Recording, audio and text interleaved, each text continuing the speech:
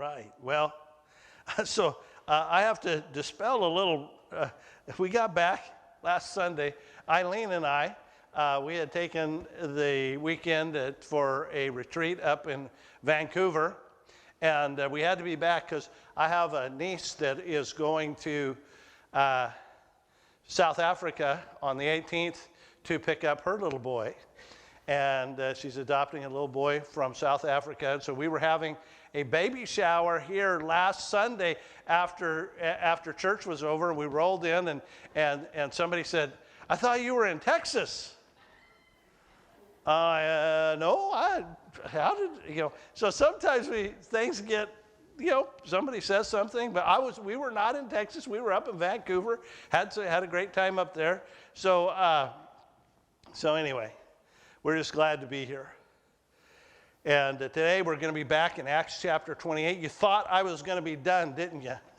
We got this one and one more, and then we'll be done with the book of Acts. We have only been in Acts for 10 and a half months. So we will finish before the end of the year. So anyway, Acts chapter 28, verses 1 to 10 today, as we're in this, I want to talk about being an example.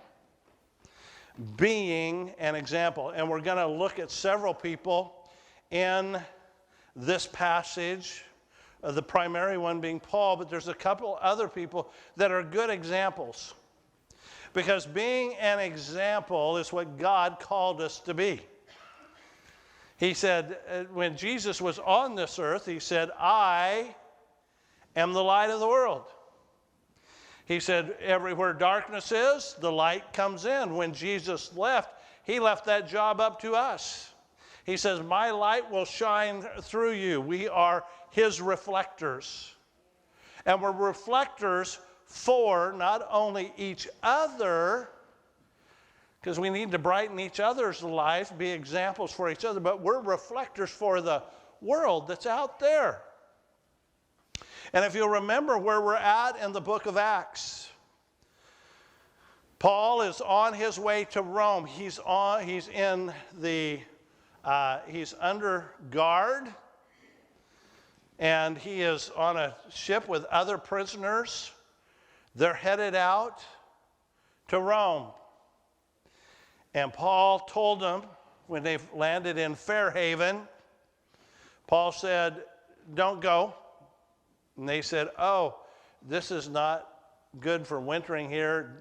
Didn't have enough gambling places or whatever they were looking for. So they got on. They took their ship, and it says they went out and they got into the middle of a Euroclydon, a huge storm, and for 14 days they fought the sea. I fought the sea, and the sea won. They fought the sea, and little Jethro wants to come up and preach. Anyway, that's all right. One of these days, brother. They were in the middle of the sea, and they got ready. The water was getting shallower. They were afraid that they were going to run ashore, and so they said they put their anchors out, and they hoped for the night to come or the morning to come, and as it got just light enough for them to see, they saw a beach and a cove, and they thought, "Oh, we're going to run our ship aground onto this beach." And as they cut the anchors, they let go, they ran into a reef, and it says the bow stuck fast, and the waves coming over the back began to break the ship up. And Paul said, "Don't worry. God told me we're all going to be saved." 276 on board the ship. And they said, "Anybody that can swim, swim. Everybody else, grab a surfboard and hang five. Everybody else, grab a board, a plank, and float your way in." And that's where we come to in chapter 28. They have made it to shore. So let's turn to chapter 28 of Acts, and we'll read verses 1 through 10. When they had been brought safely through, then we found out that the island was called Malta. The natives showed us extraordinary kindness. For because of the rain had set in and because it was cold, they kindled a fire and received all of us. And when Paul had gathered a bundle of sticks and laid them on the fire, a viper came out and because of the heat fastened itself to his hand. And when the natives saw the creature hanging from his hand, they began saying to one another, "Undoubtedly this man is a murderer. And though he has been saved from the sea, justice has not allowed him to live." However, he shook the creature off into the fire and suffered no harm. But they were expecting that he was about to swell up or suddenly fall down dead. But after they had waited a long time and had seen nothing unusual happen to him, they changed their minds and began to say, "He's a god." Now in the neighborhood of that place were lands belonging to the leading man of the island named Publius, who welcomed us and entertained us courteously for 3 days. And it happened that the father of Publius was laying in bed, afflicted with recurrent fever and dysentery. And Paul went to see him, and after he prayed, he laid his hands on him and healed him. And after this had happened, the rest of the people on the island who had diseases were coming to him and getting cured. And they also honored us with many marks of respect. And when we were setting sail, they supplied us with all we needed. And the next verse tells us that they were there on the island for 3 months. Being an example, I want to first show you a little bit of where they were. So over here is the island that they were on, Fair Havens. They set out to sea. They never made it to Phoenix, which is here at the tip. And it pushed them across, and they're headed straight for the tip of northern Africa. That's where there's actually, in this area right here, there's a great number of sandbars that go out into the sea. They were afraid that as the water was getting shallower, that they were actually going to crash into North Africa. Oops. So they land in Malta. Now today, this is a current map of Malta. And right up here is called St. Paul Bay. And this is where they believe that St. Paul ran ashore. And you can actually go out here and out on one of these little islands out here, you will see a statue of St. Paul. If you go there today, it's a really nice place to vacation. The Mediterranean Sea is right there, and they have just they built it up. It's a resort area today. But St. Paul Bay, this is where they believe that Paul shipwrecked. Well, the first thing I want you to see when we talk about an example is the very start of this. Luke writes, when they had been brought safely through. That's Thanksgiving, thankfulness. We're coming up on Thanksgiving Day, right? And usually we sit around the table and everybody says what they're thankful for. And sometimes it gets harder the farther you go around the table, right? Oh, they stole mine. Well, I want you to think, he says, when they had been brought safely through. What did they have? Well, I can tell you what they didn't have. The ship owner did not have all the grain that he wanted to sell in Rome. What had happened with all of that grain? They had to throw it out because their ship was going to sink. The captain no longer had a ship because it broke apart. As a matter of fact, most of them didn't have anything, just what they could swim to shore in. Imagine all those Roman soldiers who had all of their armor that they normally wear. they got rid of all that because you don't want to try to swim with all that armor on. They had nothing, and yet they were thankful. We were brought through safely. You see, the first example that we need to look at is the example of thankfulness. It doesn't matter whether it's the big things or the little things. We should be thankful for the little things. You ever thought about that? One of my dad's favorite songs. I've a roof up above me. I've a good place to sleep. There's food on my table and shoes on my feet. You gave me your love, Lord, and a fine family. Thank you, Lord, for your blessings on me. Amen? See, sometimes we forget to thank God that, hey, we are blessed.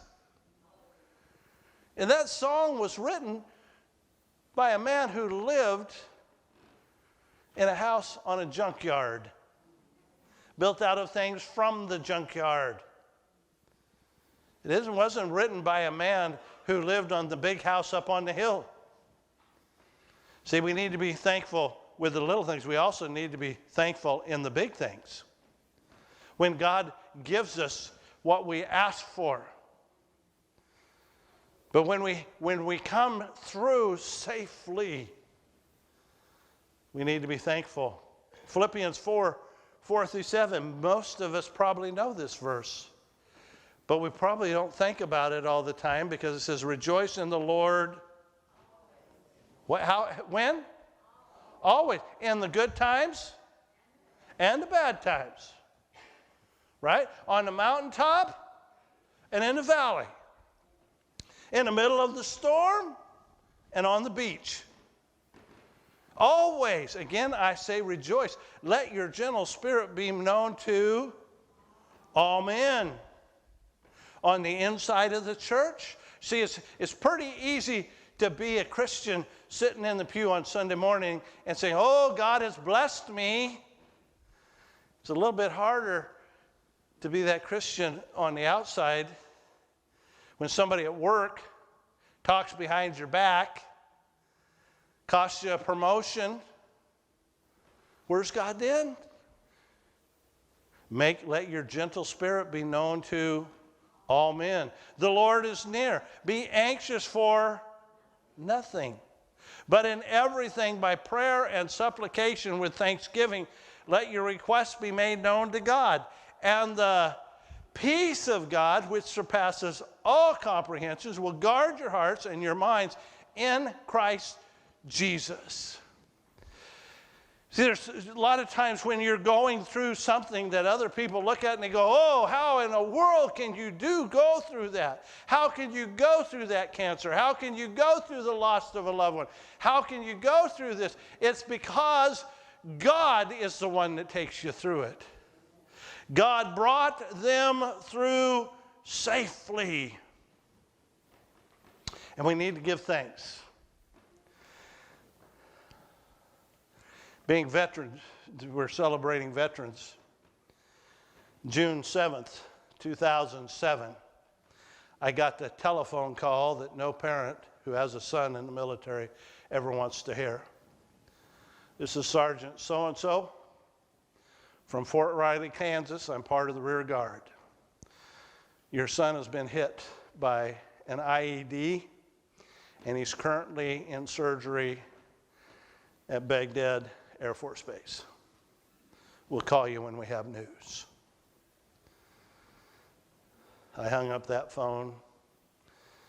The sergeant would later tell me that an IED came through the driver's window of he was in the lead Humvee, took out his driver, Johnny Johnson from Kansas City, 19-year-old kid, tore off his right hand.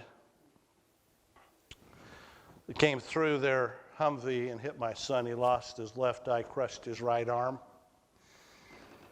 And that day when I hung up the phone, I knelt down and I said, God,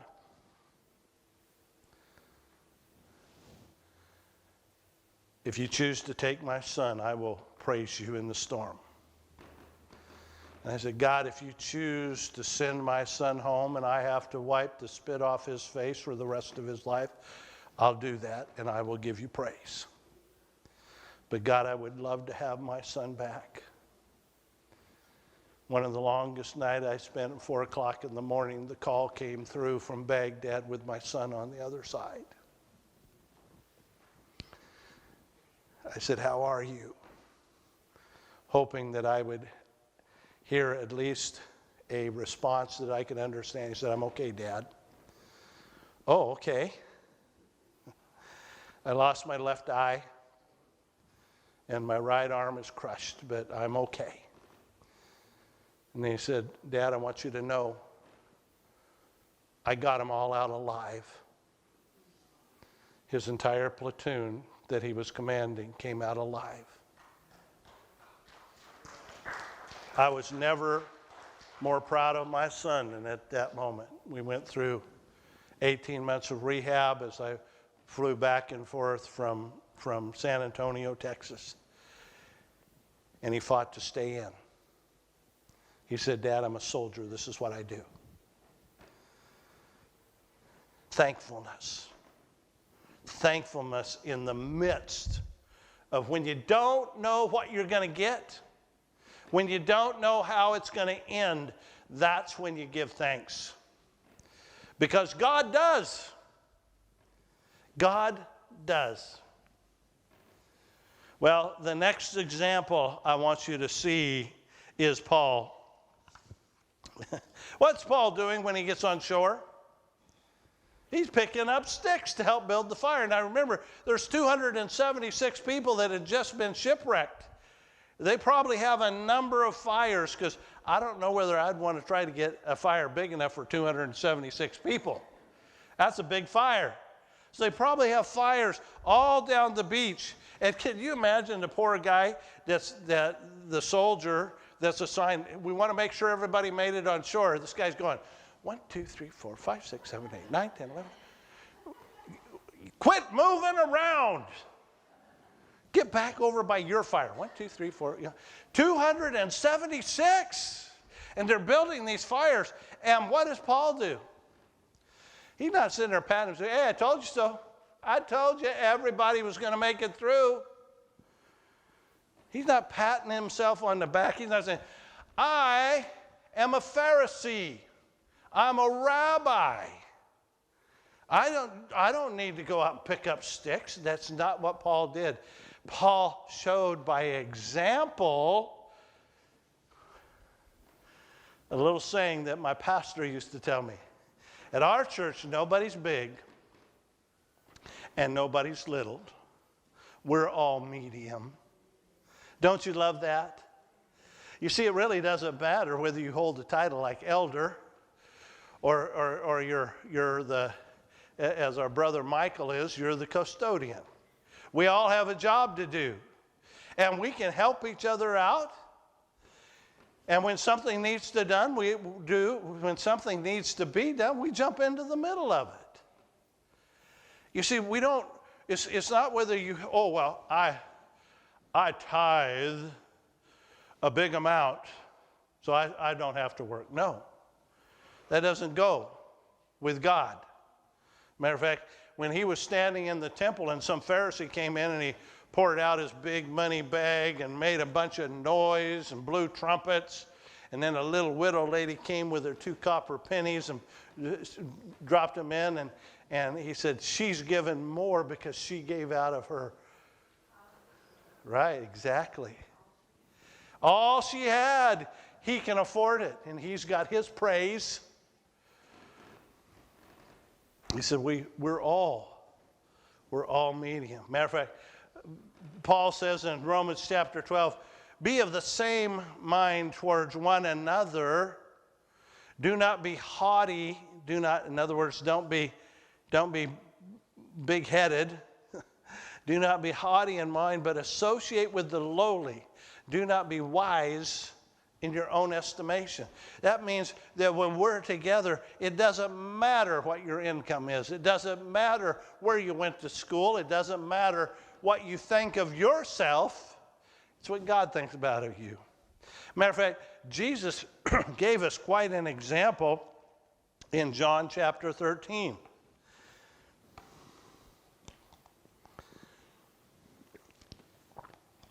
Jesus, after the Lord's Supper, washes the disciples' feet. And in verse 12, he says this: "So when he had washed their feet and taken his garments and reclined at the table again, he said to them, 'Do you know what I have done to you? You call me teacher and Lord. You are right, for so I am. If I then, the Lord and the teacher, wash your feet, you ought also to wash one another's feet. For I gave an example that you also should do as I did to you. Truly I say to you, a slave is not greater than his master, nor is the one who sent greater than the one who sent him. If you know these things, you are blessed if you do them.'" You see, Jesus gave the example. He said, "Hey, listen, I've taught you guys for 3.5 years, and you followed me. Now I want you to be servants to one another.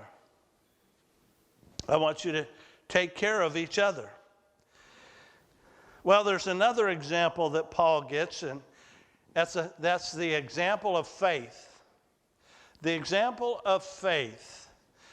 Now, if I was Paul, and I had just been shipwrecked, and all of a sudden, a snake comes up and goes, grabs onto my hand, I'm probably going to go, "God, really? Have you ever been there? You're going through a time in your life, and one more thing happens." Yeah? Well, Paul didn't go, "Man, come on, give me a break. You know, that hurt." What does Paul do? He shook it off. You ever have anybody tell you, "Just shake it off"? I used to hate that when my football coach would tell me, I'd get somebody would hit you with a helmet right in the thigh, and you'd just get this spasm. And what would your coach say to you? "Shake it off, go run it off. You're okay." But that's exactly what Paul did. He had faith. Now, why did he have faith? There's a whole list that he's been through, right, in 2 Corinthians or 1 Corinthians. He writes a whole list. This is his 4th shipwreck. Why was he not concerned? God had already told him what? You're going to preach in Rome. Not only had God told him that, but he said, "I'm going to give you all 275 others that are on this ship with you."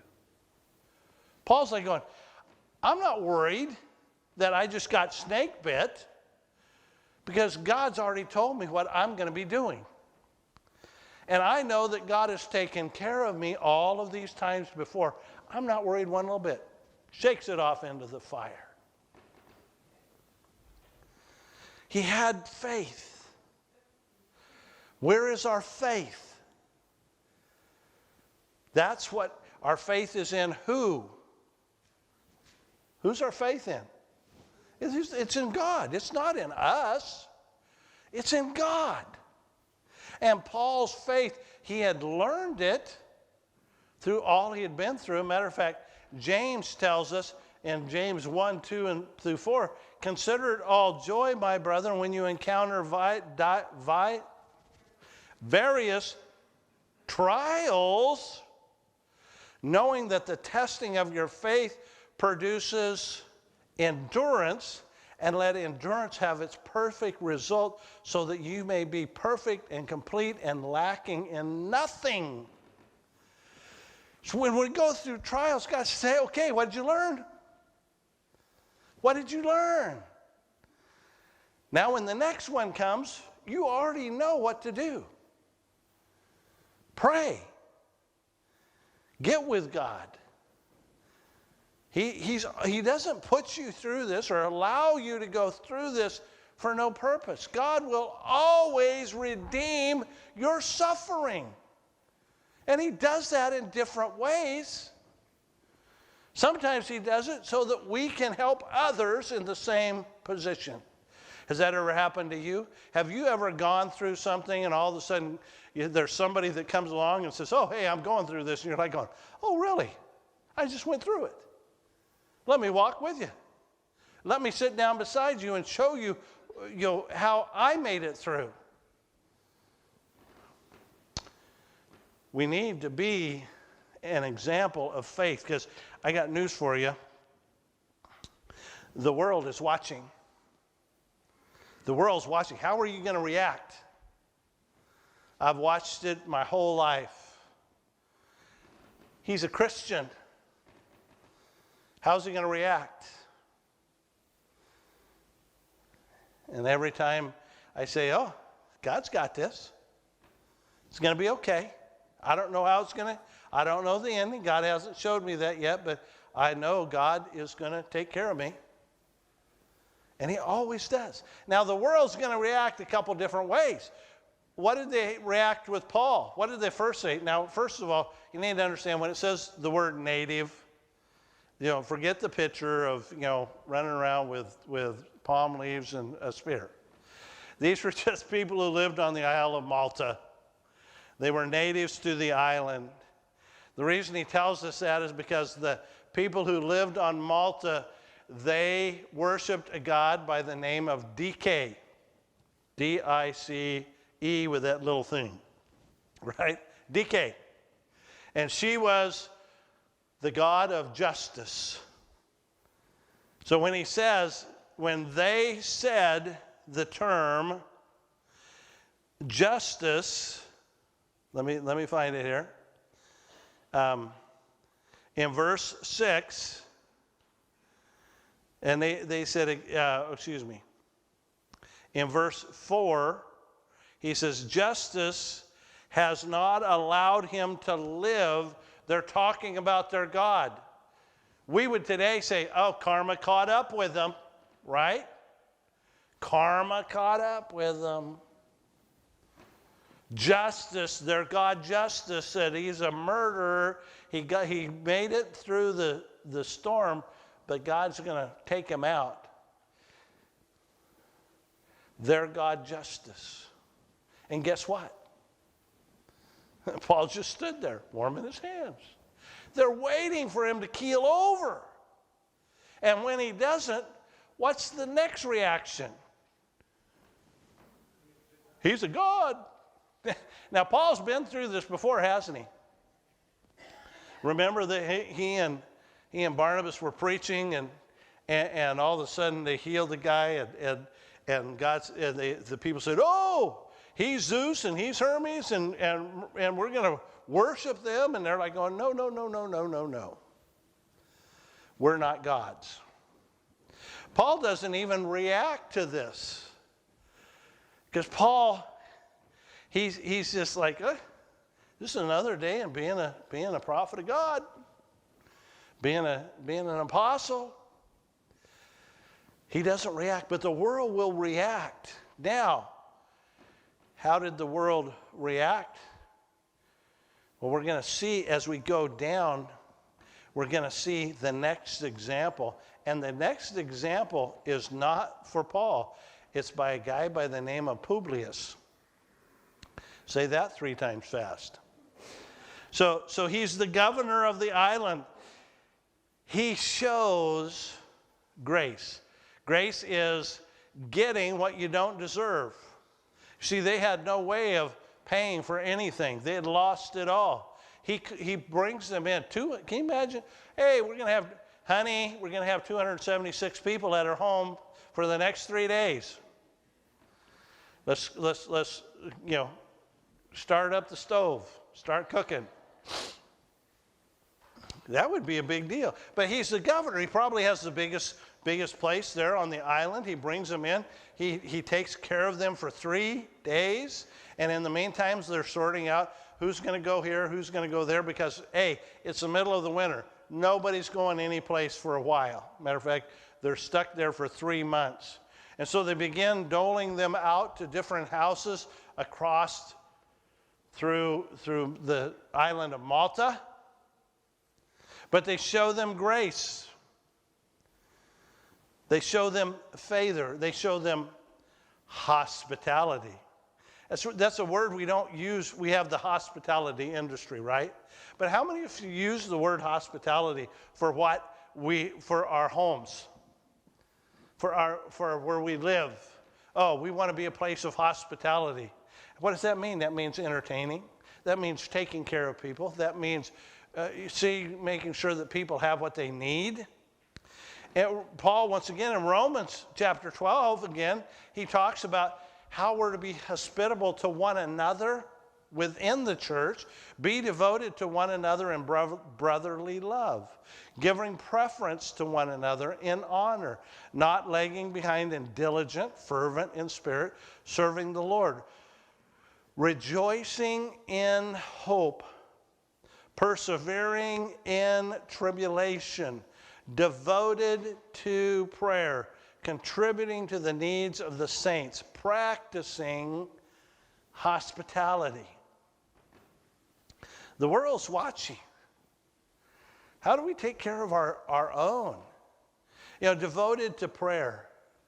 Boy, this week has been a week. It started on Monday, and we had just a situation that was literally an attack from hell.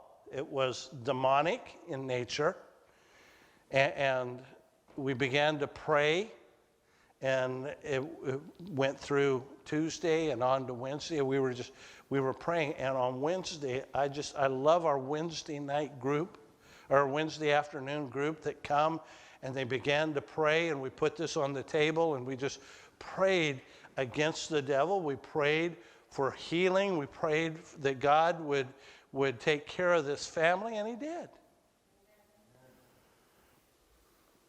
But we also had people in 4 different hospitals this week.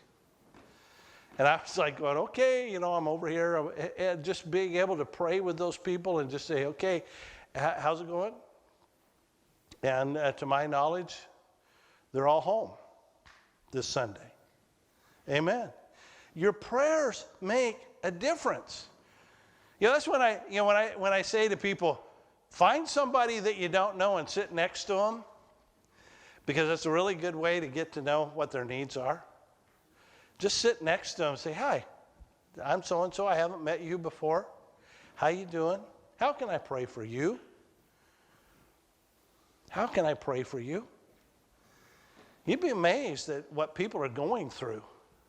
I mean, right now, if I had people stand up and say, "Oh, I just went through surgery," we have families that are waiting for surgeries. People that families are on a disconnect. They need to be restored. We need to pray for one another, but not just for one another. See, we need to have this piece of generously giving grace, not just within the church.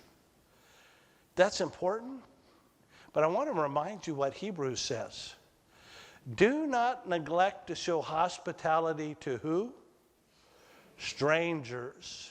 For by this some have entertained angels without knowing it. We need to be out there.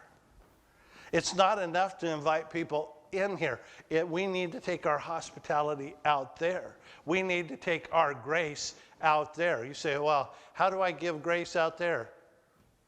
Well, let's start with how you drive. Just because the light turns green a millisecond ago doesn't mean you need to blow your horn. Sorry, I'm picking up. We need to show grace. The old lady that's standing in the line in front of you counting her pennies, right? And you're like, I'd really like to get going, right? Why don't you just go ahead and pay for her groceries and make it go quicker? Show grace. We're in that time of year when there's all kinds of needs out there. Become one of those secret people that just say, hey, I notice a neighbor needs something, and just make sure it shows up on their doorstep. Somebody that has a need, just make it happen. We're going to show hospitality to strangers out there, not just in here, but out there. Our example has an impact on those around us. It has an impact on those around us. I want you to notice they've been on the island for 3 months. Excuse me. They get ready to leave, and it says this: and they honored us with many marks of respect, and when we were setting sail, they supplied us with all we needed. Their example paid off, didn't it? When you can never outgive God. You say, oh, I see a need, but I don't know how to do that, and you give to that, and then God says, okay, because that money's flowing through your hands and not getting stuck, I'm going to continue to bless you. We can never outgive God, and we have an impact on the world. I want to finish with the book of Isaiah. This passage has come through to me several times in the last 2 weeks. And when that happens, I pay attention because God is trying to teach me something. Book of Isaiah, chapter 58, beginning of verse 6. And this is God speaking. Is this not the fast I choose? To loosen the bonds of the wickedness, to undo the bands of the yoke, to let the oppressed go free and break every yoke. Is it not to divide your bread with the hungry and bring the homeless poor into the house? When you see the naked, to cover him and not to hide yourself from your own flesh? When you're then. So what came first? What did God ask us to do? Give of ourselves out there. Now, once you give of yourself out there, watch what happens. Then your light will break out like the dawn. Your recovery will speedily spring forth. Your righteousness will go before you. The glory of the Lord will be your rear guard. Then you will call and the Lord will answer. You will cry and he will say, here am I. If you remove the yoke from your midst, and the pointing of fingers and the speaking of wickedness, if you give yourself to the hungry and satisfy the desire of the afflicted, then your light will rise in the darkness, and your gloom will become like midday. And the Lord will continually guide you and satisfy your desire in the scorched places and give strength to your bones. And you will be like a watered garden and will spring a water whose waters do not fail. Those from among you will rebuild the ancient ruins. You will raise up the age-old foundations. You will be called the repairer of the breach, the restorer of the streets in which you dwell. Amen? It starts when we go out there. It starts when we're an example, when we're doing what God has asked us to do, when we're being his hands and feet. And once that happens, then he says, then I'll bless you. Then your light will shine. Then you're going to be the reflector. You want protection? It says the Lord will put his glory behind you. You know what he's talking about there? When the folks were facing the Red Sea, and the Egyptians were going to take them out, what did God do? He said he set a pillar of fire. He said a pillar of fire, the glory of the Lord, stood between the Egyptians and the Israelis, the Jewish people, and they crossed through on dry ground. God will put the glory of the Lord behind you to guard your back. He will take care of you. Out of you will spring the watering gardens like those that do not fail. Sounds like something like Jesus said, huh? Out of me springs living water. In the book of Revelation, one of the last things Jesus said is, if you're thirsty, come and drink. Come and drink. If you're thirsty, just ask. It'll be given to you at no price. We have the opportunity to be the example to this world. We're going to come to our time of communion. And as we do that, I want to remind you that that's where Jesus was. Yes, Jesus went and he spoke in the temple. But most of the time, Jesus spent his time out there. And he really wasn't concerned about, that person is a good person or a bad. He said, they're the ones who need me. The sick need to be healed. So I'm going to go heal the sick. And that's where Jesus spent his time. We can't be afraid of getting our hands dirty. We can't be afraid of, what's going to happen if I do this? Jesus said, I'm your rear guard. I'll take care of you. Jesus was the perfect example. He went to the cross.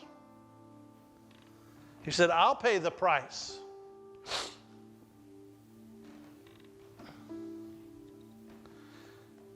He said, there's a young man down there. His name's Ben.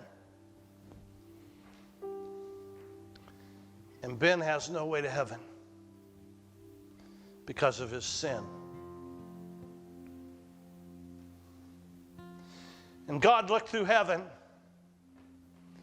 and he says, who will take Ben's place? Who will pay for his sin? And the angels couldn't do it. They were created by God, but they couldn't take my place. Jesus said, Father, I'll go. I'll take Ben's place. I'll pay for his sin. And the father said, but son, you're going to have to die. It's only through blood. It's only through the blood that the sin is taken care of. He said, I'll go. And he went to the cross and he died for me. And the glorious news is he died for every one of us. And not just for us here, but he died for those out there. He died for those who we look at and we say, I don't know that I want to touch them. Jesus said, you don't have a choice because I paid the price for you. You need to go and tell them. Show them how much I love them.